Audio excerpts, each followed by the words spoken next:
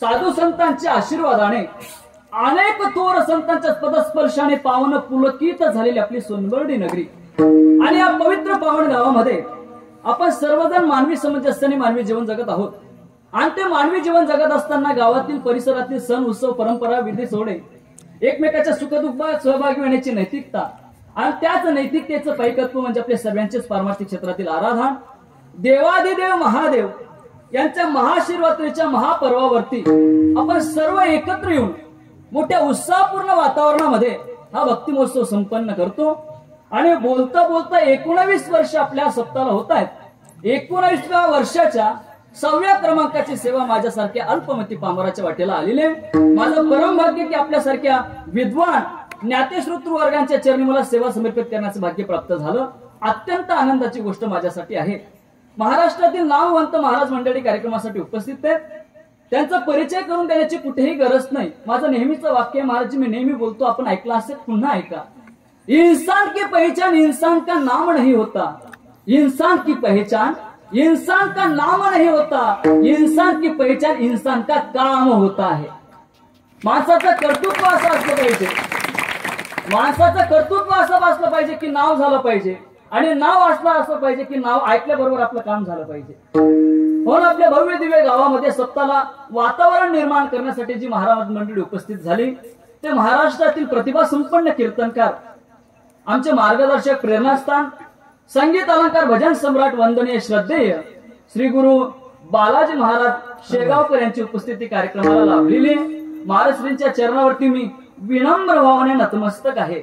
आपण महाराष्ट्रींचं फक्त एकच अंग आता पाहत असाल की फक्त महाराष्ट्री गायनच करतात एवढं आपल्याला माहिती असेल, पण मी आपल्याला सांगणार आहे वंदनीय महाराष्ट्रींच्या सानिध्यात महाराष्ट्रातील नामवंत कीर्तनकार यांचं मार्गदर्शन महाराजांनी केलेलं आहे। जेवढं गोड गायन करतात त्यापेक्षा स्वभाव अत्यंत मधुर महाराजांचा आहे आणि साधना संपन्न व्यक्तिमत्व आहे।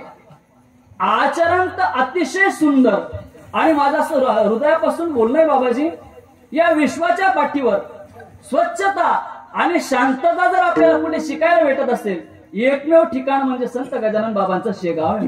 गण गण गणात